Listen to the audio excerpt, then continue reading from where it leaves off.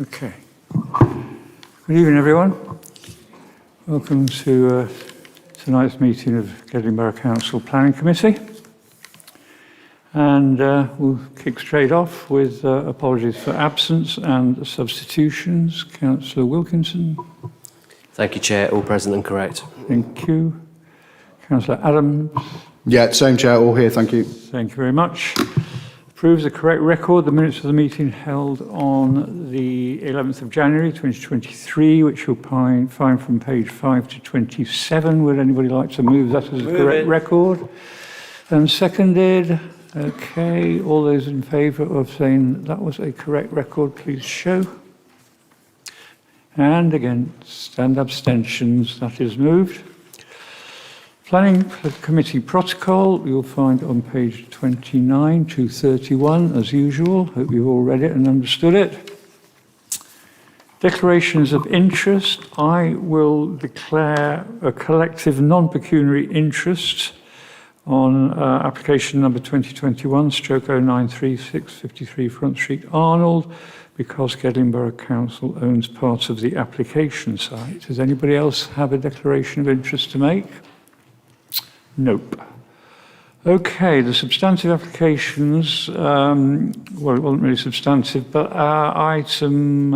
agenda item 7, the enforcement ref 20 of 86 Chapel Lane, Ravenshead, that has been withdrawn, so that will disappear from the agenda.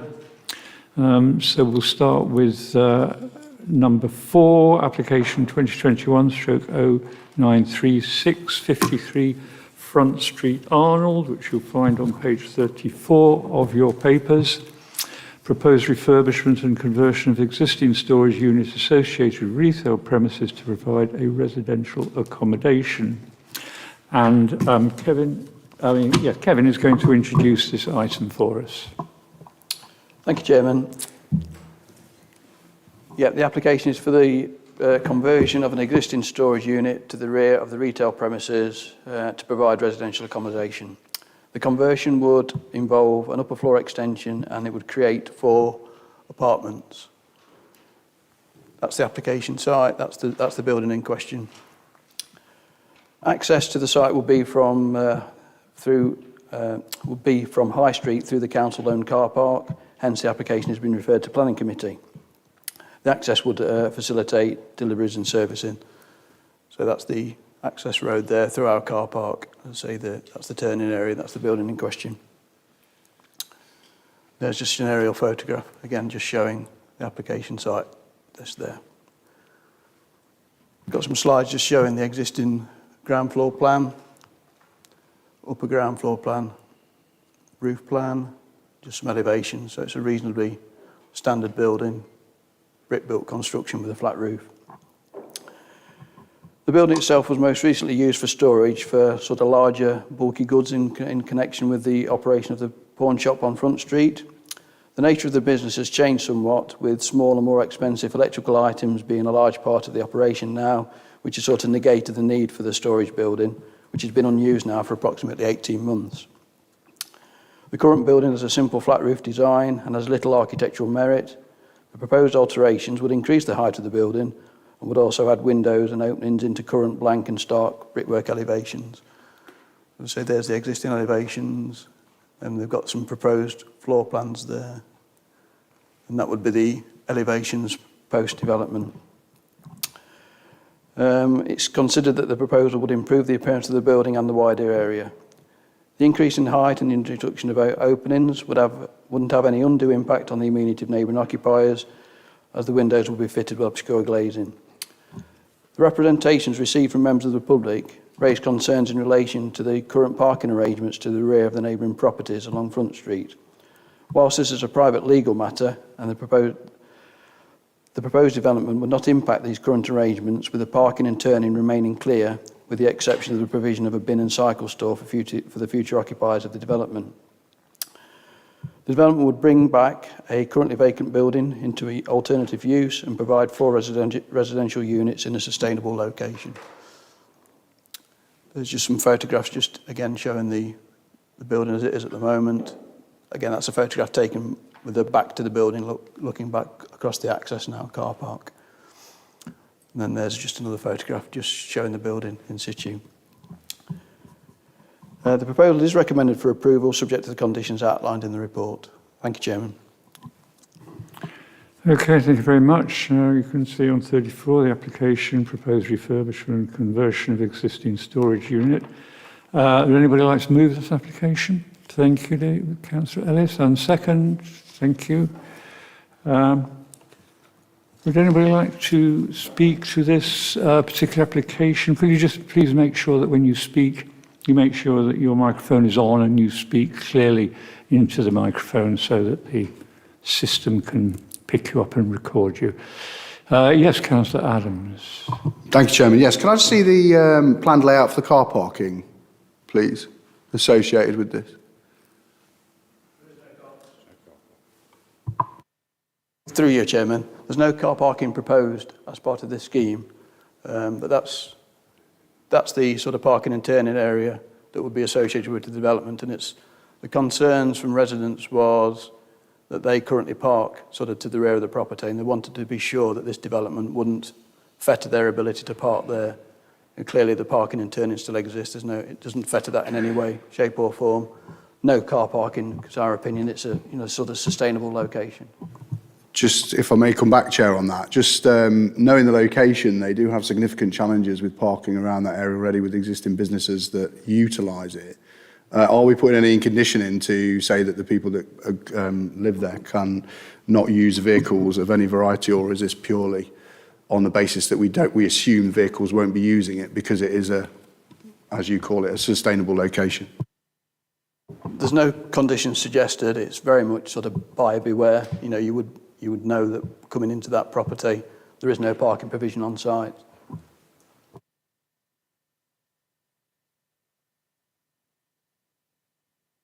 Anybody else like to contribute to this? Councillor Barnes.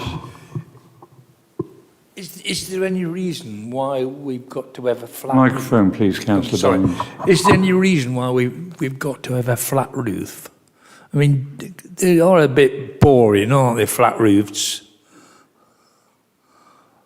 I mean, couldn't we put some form of, not a flat roof, in other words, because they don't give you no atmosphere of the area. Flat roof, it's like a bloody building site development. Can't we suggest that we put a pitched roof of some description, or is that the way they've designed it? And sorry. Through you, Chairman. The increase in height was to provide the additional accommodation. I think the rationale behind a flat roof is just to keep that additional bulk down, because you do have sort of a residential curtilage just beyond it. So I think the additional mass would start potentially competing with the neighbouring building. So it was sort of a balance between extending the property in such a way to provide accommodation, but not increasing the bulk form too much. In all fairness, it's quite away from other properties, and the other properties are on High Street, if there's a few on High Street, and then there's a few on Owlbeck on the other side of it. They're not really on top of one another, would they be, in all fairness?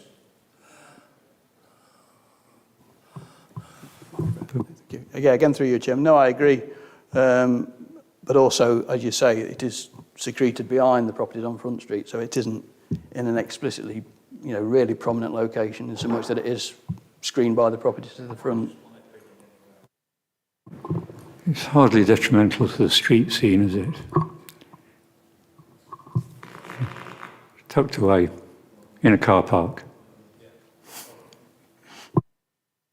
Anyone else like to contribute to the discussion? You were quite satisfied that I moved to the vote. Okay, you see the recommendation on page 40 is to grant full planning permission subject to conditions listed and for the reasons set out in the report. Can I see all those in favour, please show? Councillor Miller, do you want to vote?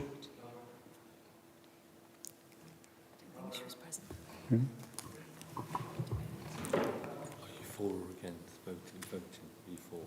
are you for the development? Are you for? Oh, yeah. Yeah, right, Oh, okay. yeah. Put your hand up. Right. Okay, anyone against? And abstentions, okay, that is moot, that is agreed. So we move on to agenda item 5, application number 2022-0987, land of Teal Close, Netherfield, which you'll find on page 46 of your agenda papers, which is residential development of 16 dwellings, public open space, landscaping, access and associated infrastructure, a replan of plots already approved on reserve matters. Kevin. Thank you, Chairman. Yeah, as you state, it is, excuse me, relates to the construction of 16 dwellings as part of a replan of a small area of the wider Phase 3 development on Teal Close. That's just an aerial photograph showing the Phase 3 development adjacent to the Collick Loop Road. And there's a rather intricate red line that they've submitted just to show access to the affected plots. So we're looking at sort of 16 plots that would be changed as part of the replan on that part of the site. That's the proposed site plan. So it principally relates to these properties around this part of the site. Everything sort of to the north on this plan remains unchanged. That's all part of the reserve matters approval. The replan is a result of a culvert being discovered running east to west on the southern part of the site adjacent to Collick Loop Road. So that's the culvert in question.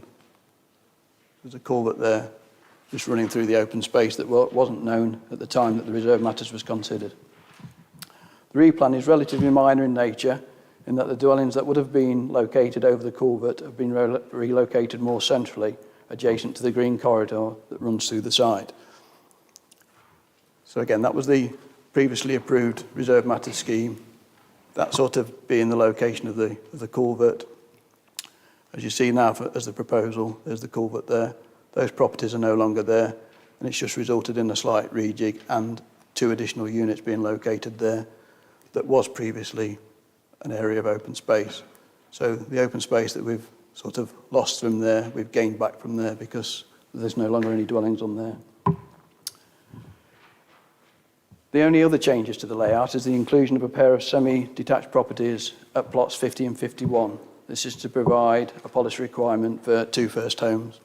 So we'll see that there's just in that plot there, there's a pair of, and just on there, there's a pair of semi-detached properties. Probably easy if I go into the zoomed in version. It's just those pair. There's a pair of semi-detached properties there. You will note from the report that the Highway Authority has requested minor amendments to the alignment of the footpath link and the width of the footpath link and road alignments.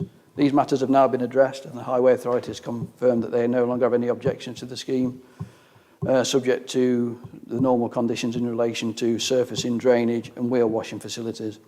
These are already covered in the suggested conditions at condition 3, 4 and 6 respectively. As such, it's only necessary to update the approved plan condition 2 to incorporate these additional plans. In addition to this, the developers requested that the time frame to implement the planning permission is extended to 5 years instead of the standard 3 years. This is to allow this part of the site to be built out as the final stage of the development and for it to be used as a compound for the wider development up until that point. It is considered that this is a reasonable request and there are no planning concerns in relation to this longer implementation period. You'll also note from the report that there is a requirement for additional Section 106 requirements in relation to first homes, education and open space. These are to reflect the changes in planning policy since the determination of the original wider development. For completeness, it's also necessary to attach a further condition in relation to landscaping for the site. Taking all these into account, the proposed development is considered acceptable and subject to the updated conditions and the additional landscaping condition, the proposal is considered acceptable. I've put a slide on just in relation to the updated conditions just for clarity. So condition 1 would be updated to 5 years instead of the 3. The additional 2 plans in red are the ones that the Highway Authority are now happy with and they need to form part of the approved plan condition. The rest of condition 2 would remain unchanged. And then we have an additional condition at 12 that just deals with the landscaping. So on that basis, Chairman, the application is recommended for approval, subject to the changes and conditions outlined above. Okay, thank you. Well, there we have the proposal, residential development, 16 dwellings, replan plots 583 to 597. Would anybody like to move that application? Thank you. And second? Thank you. Sorry, you're moving the recommendation in addition to the conditions that Kevin's updated. Well, that'll come in. That'll come.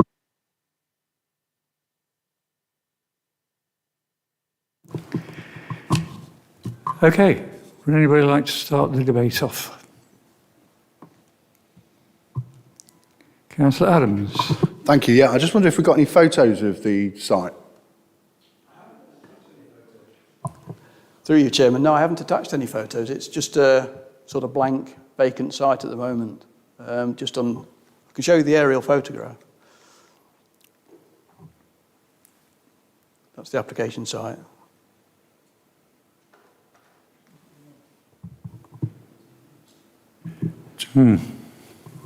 Not much to see there, is there? Anybody else like to contribute to the debate on this particular item? Councillor Paling. Thank you, Chair. I'm quite in favour of them changing the layout and the extension. And really, it's good that they found a culvert before they started the building. Does Severn Trent have a list of all these culverted areas? Because it seems strange that this development has been going on for a long time, and it's a bit late that it's now come to notice. Through you, Chairman. I could only imagine this is one that hasn't shown up on any of the plans, hence it's come out of the blue. Otherwise, it would have been factored into the original reserved matters submission, I would imagine.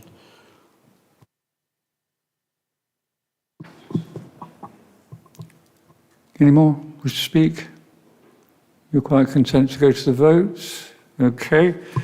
So see the recommendation, grant planning permission subject to the applicant's entry in section 106 agreement, etc., plus the additional conditions that were shown, highlighted in red on your screens. Okay? You're all aware of that? So I see all those in favour, please raise your hands. And against and abstentions. Thank you very much. That is carried. Right, move on. Item 6 on the agenda, land off Orchard Close at Burton Joyce, which you'll find on page 64 of your agenda papers, which is a modification of a section 106 agreement.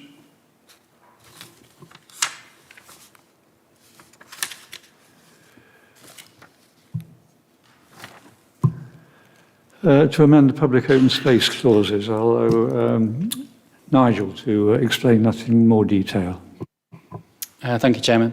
The application is to vary the terms of the Section 106 legal agreement in respect of public open space. The agreement was originally drafted on the understanding that no on-site provision would be provided, and therefore a contribution of £33,930.40 towards play equipment and £15,400 towards its future maintenance. An alternative site within the village would be secured. However, when the Reserve Matters application came in and was approved, there were two areas of public open space in the lighter green on the slide that you see before you. Therefore, it is intended to amend the agreement to reflect this, and that payment of the off-site play equipment would not be required, nor the payment for the maintenance of the equipment. The varied agreement would also secure a maintenance sum of £15,400 should the public open space be adopted by Gedling Borough Council. If the land is to be maintained by a management company, details of this would need to be approved by the council also. Given that the proposal would not alter the development as proposed to be built, nor impact on any other clauses in respect of education, affordable housing, bus stops or a local labour agreement. It's recommended that the application to vary the S106, as outlined on page 68 of the committee report, is granted permission. Thank you, Chairman.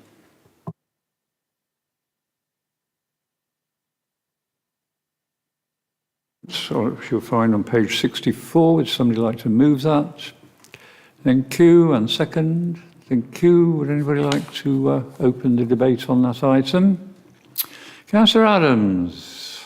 First every time today. I just wonder if I could have an update from Mr Avery on the current drainage situation there and how, if any impact these changes or this creation of this green space would have on the drainage. I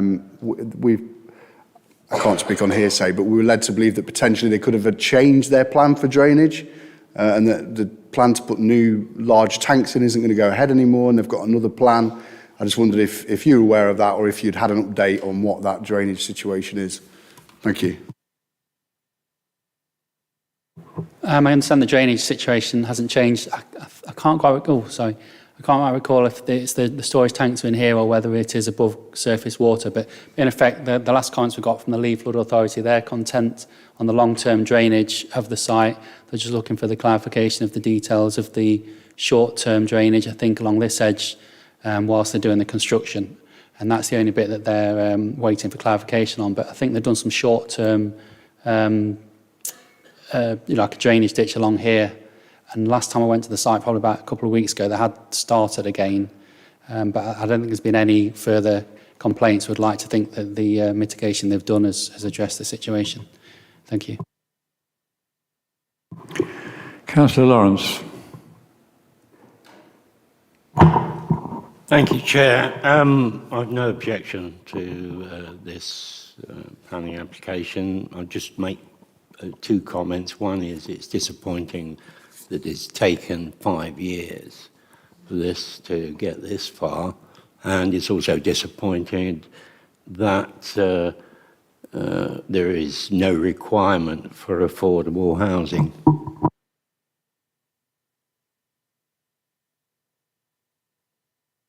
Anybody else like to speak? Councillor Barnfather.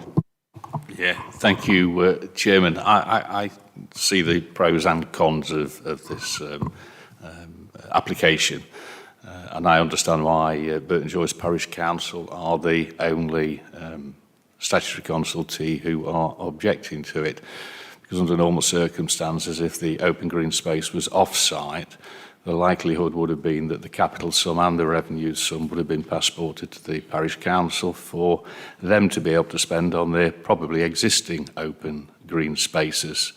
And as a parish councillor myself, I know how valuable that passported funds are when you have limited precepts at a parish council level. The changes obviously effectively give the developer the option that when they submit their final detailed application, it may allow for on-site provision, and if not, they revert to Plan A and they go for the off-site provision as identified. If they go for the on-site provision, there's been reference to the fact that Gedling Borough Council could at some point in time be the recipient of the revenue contribution and take over control and the maintenance of the open green spaces. Can I take it that the parish council would also be considered? For a very small play area like this, a parish council is a far better proposition for future onward maintenance of a site rather than the district council. So I am assuming that the parish council would be considered as a potential recipient for this sum to be passported to them and the land be passed over to them for their future maintenance and control for the benefit of the community at large. I'm sure Sarah will correct me if I'm wrong, but I'm pretty certain it allows to go to the management company, the parish, or to Gedling. So I think it allows for all three scenarios. The agreement as drafted would be to Gedling as an option, so the council would have the option to maintain and if they didn't want to, then it would go to a management company. But in terms of the parish council, that would be a separate agreement outside of the Section 106, because the parish council aren't a party to the Section 106 agreement. So that would be a separate arrangement, but that's something that the Gedling Borough Council could do. Yeah, I thank you for that clarification, and the reason that I raise it, because I've had similar conversations with Mr Avery over the passporting of Section 106 contributions to my own parish council, for instance, and it was felt in some of those conversations that we had that it would have actually been preferable that it was stipulated in the original planning application and approval, rather than being a separate arrangement between Gedling Borough Council and the parish council, which is left to the vagaries of the wind. Yeah, just to come back to you on that point, Councillor Barnfather, we're looking at going forward in terms of the way in which the comments of the Parks team, the presentation of those comments in the report, that where it is quite clearly the intention at the outset that those monies are transferred to the parish council, that's made entirely clear in the report to Planning Committee. So we're looking at our process in that regard. Okay, thank you. Does anybody else like to contribute to the debate? You're quite content that I move to the vote then?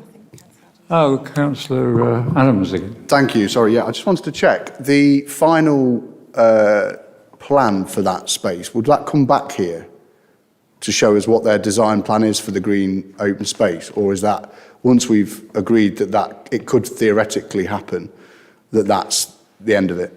And it's just an agreed permission, or would the actual design of said layout of the green space come back to us?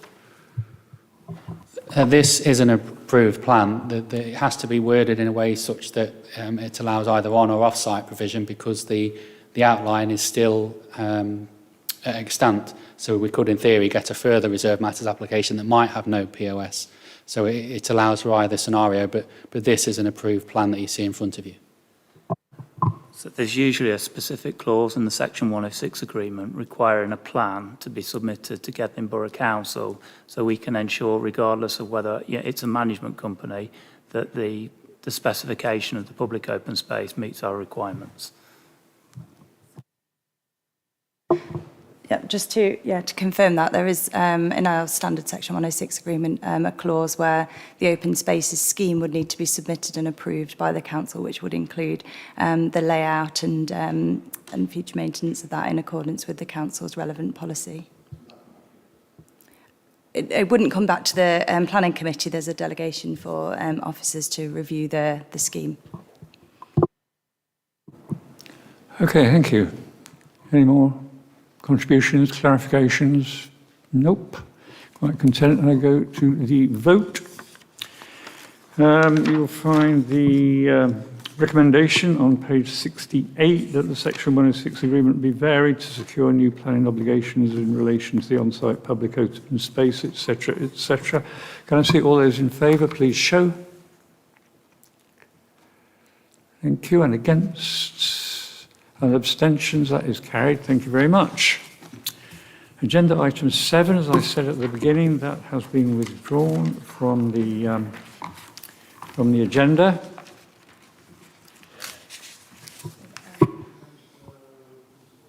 Thank you, Chair. I'm just wondering if there's anything that we can be told about why that enforcement might have been withdrawn. Anything you're able to share with us at this stage? Appreciate there may be some sensitivities.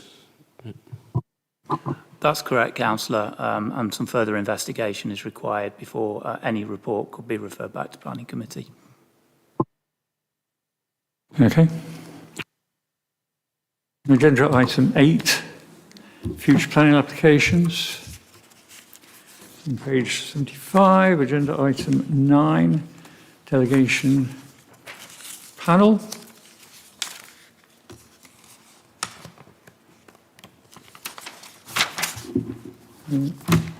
Non-existent. Agenda item 10. Any other items the Chair considers urgent? I don't have any other items. So it just remains for me to thank you all for coming. I hope the rain's eased up a bit by now. But have a safe journey home. Thank you. Bye.